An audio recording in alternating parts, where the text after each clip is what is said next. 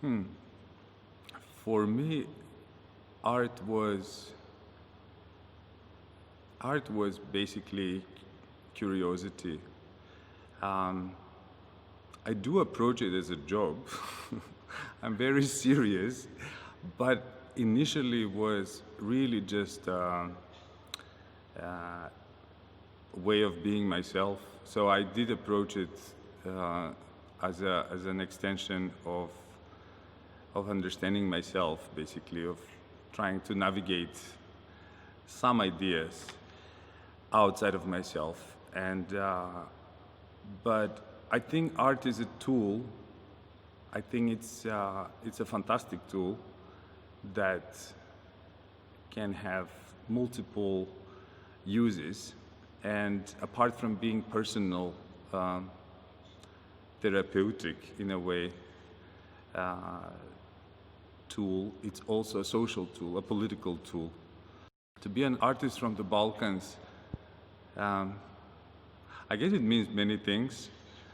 It also means to have a difficult address, not sometimes the most desirable.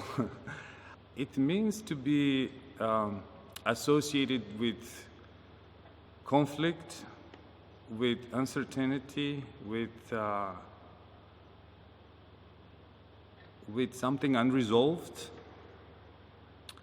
It means to be associated with emotions, with prejudices, but it also means to be associated with very deep and strong feelings of belonging, a certain kind of pride.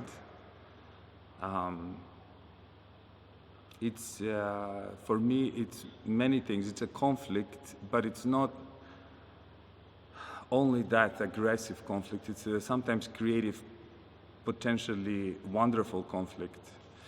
To be an artist from the Balkan is a decision also. I think it's something that everybody who was born and raised, regardless where it ended up in life, but who was born and raised here in the Balkans knows, has a relationship to this geography, to this socio-political space. And in some way it defines us. In some way it also defines how others see us. I never necessarily use this to any advantage. I think it was, there was a moment where it was a popular thing to be, or to be curated from this position, from this identity, but for me it was always something that channeled energy for me, that something was not a place that I could easily dispose of, but a place I should return to, research, understand, and be part of. And so for me it's just a complex thing, but also extremely simple. It's a commitment at the end. To be an artist from the Balkans, it's a commitment. It's a committed emotional and political decision. There have been few turning points in my research, that's for sure. Maybe I remember initially what was important to me was to be a good craftsman. I remember that that was very conscious decision of mine to learn how to draw, to learn how to use tools, how to sculpt, how to paint. I was very bad at painting, but these things of like learning how to gain knowledge in my hands was very important. That was maybe the initial starting conscious sort of connection to art, the study of the craft. So I was very traditionally schooled, and what followed, I think, as I graduated from high school and went into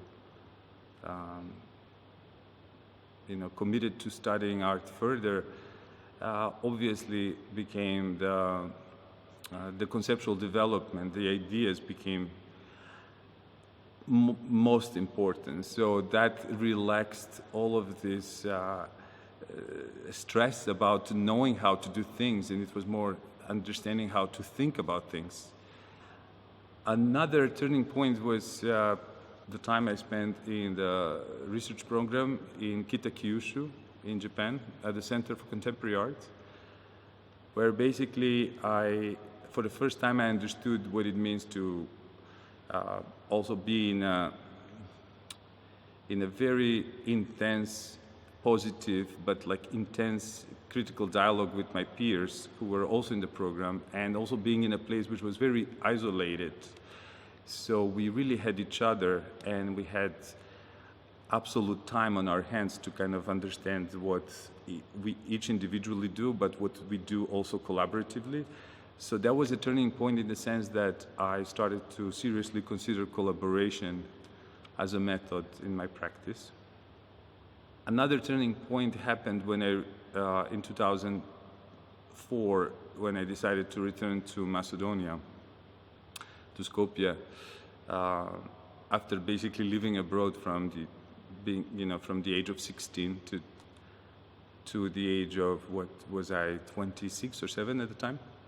So I basically decided to return and to reestablish my practice here, which ultimately meant extending what was happening in the studio and becoming more of a social and political process. I understood that being here in Macedonia or having a base here would never mean just being a studio artist. That would never satisfy the role one should play in this sort of context. You have to be a little bit more engaged. You have to force even yourself to understand and participate in a wider critical discourse which already existed in society, and where culture was and art was invited to take part. So there was another turning point, understanding how my practice becomes then engaged with what is happening in the political reality surrounding it. I always defined my practice as a context-based, so that was that moment where this became a little bit clear to me what that means. This work was realized as a commission to the 3rd edition of the Puerto Rico Biennial, which was curated by Pablo León de la Barra, together with M&M Proyectos, a fantastic organization that it's no longer active, but it was active at the time, and it was an opportunity for myself and also Kristina Ivanovska, because this is a collaborative work, to translate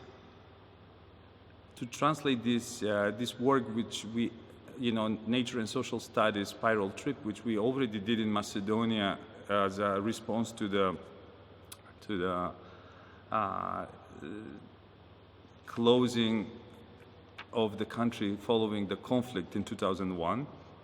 So there was a completely bizarre understanding of how space is open to an individual. So we did the first project testing the limitation of movement. So we actually, for the first edition, we traced the spiral jetty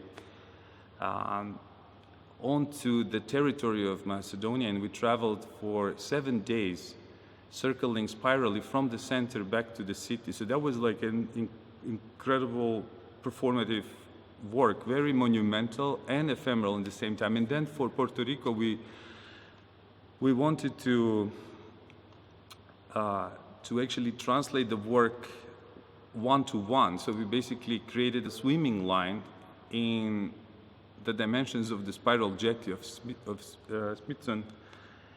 So we got a permission from the authorities for 3 days to go into the sea as far as we needed and create this swimming line which people could use to actually test the dimension and test this engagement with space anew. And also something that was important for that work was built with the help of the community, and it was built with almost completely out of solidarity and with not much expense towards material, because we recycled everything locally to create this part. So it was an incredible, I think, physical accomplishment. As much as it was mental and as much as it was conceptual, it was just the physical accomplishment of doing something together, something enormous and something quite heroic, but at the same time very anti-heroic. That work was actually really challenging, because I think what you refer to, it's the archive of the work, but the work in reality was, again, difficult to capture. It was happening in real time in the course of 7 days, and it was multiplied event, meaning that there was an actress that was performing scripted, very simple but heavily scripted actually situations at 7 different positions in the city of Bolzano, and those positions were public spaces or monuments which were contested for one reason or another. People either loved them or hated them, either engaged with them or ignored them, but they were not partial to them. So she was there representing a character that is super marginal in the history of the city, but existed. And she basically returns to provoke certain reaction. And that reaction, I was hoping it would lead to various narratives that the writers who we engaged in the project, and those were writers from a daily newspaper, a weekly, from the radio and television. So they would find a reason for them to engage, use the documentation taken from the actress on site without her knowing, and then generate various narratives and take the work in various different directions. And this happened to different degrees of success with different media, but it did happen. It was a huge, actually, experiment in how we circulate visual data, but also how we circulate text and how we circulate information, and what do we do when we have the power to circulate certain information, and what do we do when we have the power to apply text to an image. So some people experienced also seeing the actress on site and actually either helping her or not helping her in a given moment. There were some like really dramatic moments that happened without, unscripted, but like in real time. In any case, there was a complete, I think, submersion of what was real and what was scripted. And later on, this work became documentation, an archive of all that happened. I understood this work only later. It's very much a deconstructed film in public space. It's a complete deconstructed work. It is a metaphor to the complexity of our society. We are, we deconstruct so much of what we believe in, like the belief systems that, and this was maybe the most interesting to me. What do we believe in when we see an information? And do we recognize the information when we see it? And when we read it, through which basically filters do we read it? And how do we actually relate to it or reject it? Or how does it apply to anything important in our life? Does it have a value to change something, to change reality or not? So this work really worked on many levels for me, but it also proved very problematic on many levels. So it was a response to an invitation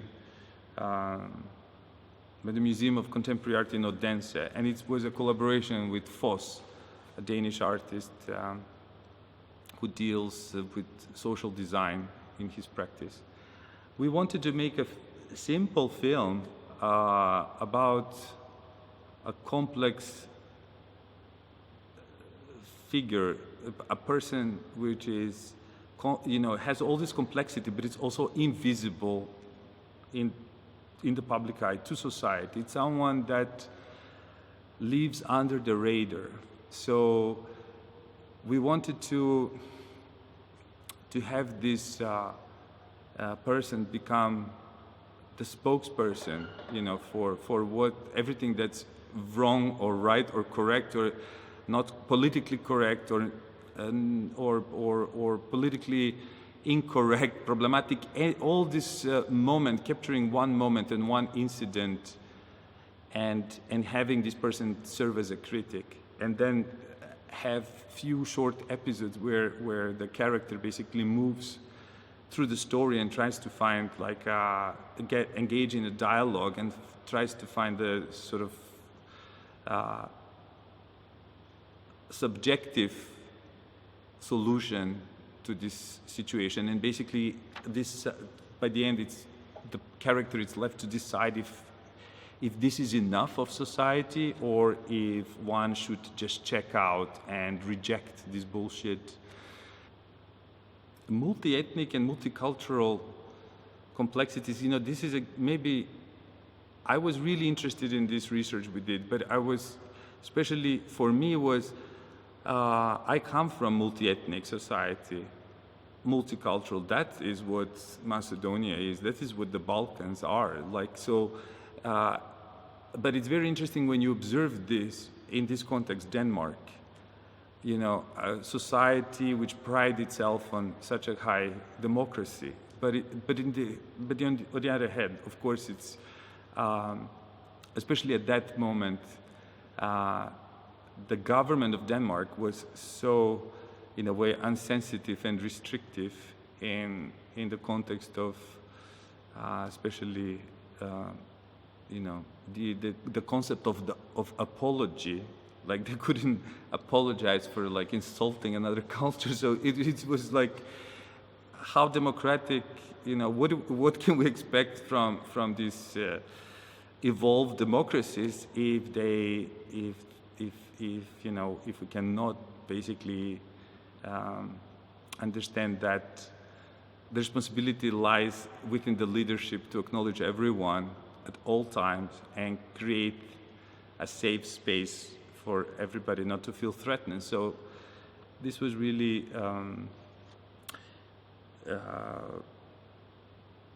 you're asking about the paradoxical relation, exactly. And this paradox, I think, it's what will continue to manifest itself in society. Like, on one hand, we will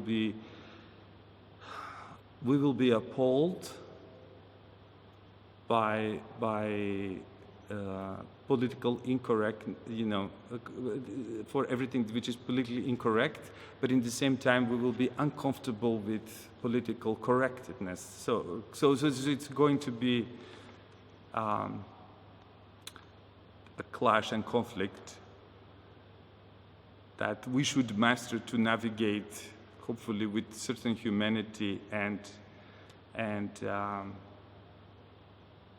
sensitivity towards each other, out of this paradox and into something else. I expect the city to remain invisible, so I could always build it anew in my mind. This is something that I always experience with Skopje. Never to to keep an extremely open mind as to what the city is to me, and to keep an open mind about the imaginary narrative. So this is something completely runs parallel with the city as a living, functioning organism into which I participate on daily basis.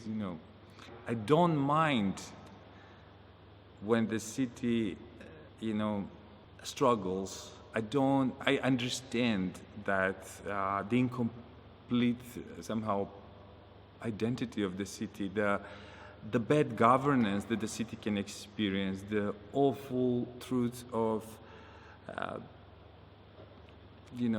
of extreme aggression towards the green space, the parks, of the extreme aggression of the urban mafia. I mean, it's a battlefield. The city it's always like this unfortunate, somehow, recipient of hate and love. What specifically interested me always about Skopje is how it was projected, what it was supposed to become and what it did become, and then how we failed the city, how did we not manage to somehow secure this potential. I'm always amazed by our impossibility to do a better job with our physical sort of reality, with our surrounding, with the real. And then I always also feel disappointed that we cannot secure the narrative, capture the imaginary for the generations to come, that we don't invest in better means to keep this narrative visible, to keep those archives public, to have the museums be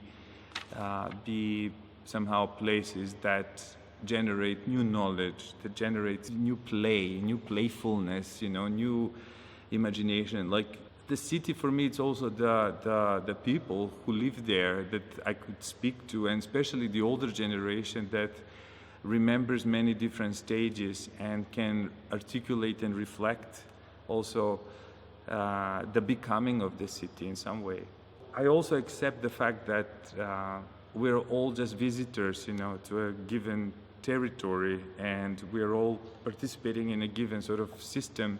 And it's up to us to understand how this will be done and how we're going to conduct ourselves, and if we're going to contribute or we're going to resist contributing, and we're going to then ultimately contribute to something negative. So it's the city is all of that for me. It's the understanding how to live somewhere and how to be somewhere at the same time,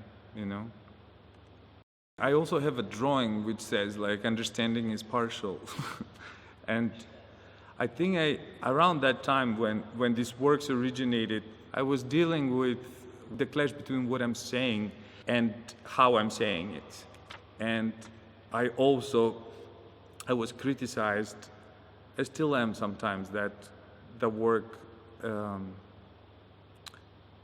falls short of being open. On one hand, like you want to say everything you can, as much as you can, and feel that you are truly communicating. On the other hand, you do hold back, or you do create a barrier so that not everything it's actually seen, or some of this truth is prevented by, to communicate itself by the fact that you view certain material in a certain way, or you've created a certain situation that prevents this accessibility. So I worked with that a lot. It's wanting to be understood and then escaping this understanding. Absolutely. I think it must do that. Especially in a creative practice, I think we have to give value to the personal experience and insist on this honesty somehow. Certain things are marginal, maybe to the, yes, as you say, to the great narrative, but over time certain things become monumental and they cannot be longer ignored. So personal object for me was not inspired, but it came from my grieving process after my mother passed away unexpectedly 3 years ago. It was the first work I did that somehow, that I remember, feeling different about myself, like something I resolved finally. I was not really able to work for some time, and then And then once I created this work, I think something opened again. I mean, it sounds maybe a little bit like cliche, but it did help. You know, I sort of rediscovered some joy again. And then I discovered also some strength that I could look straight into my pain or deal with my mental health in a way, and not somehow be afraid to make the work about that. To have faith is to be simultaneously alone and in a community, you know, to be alone and to understand that element of complete somehow singularity, but also to understand that you do things because of the need to believe in something more than yourself. And I think my faith is bestowed in the people I believe and in the community I believe in, and it's bestowed also in my sense of self. I have still faith in humanity.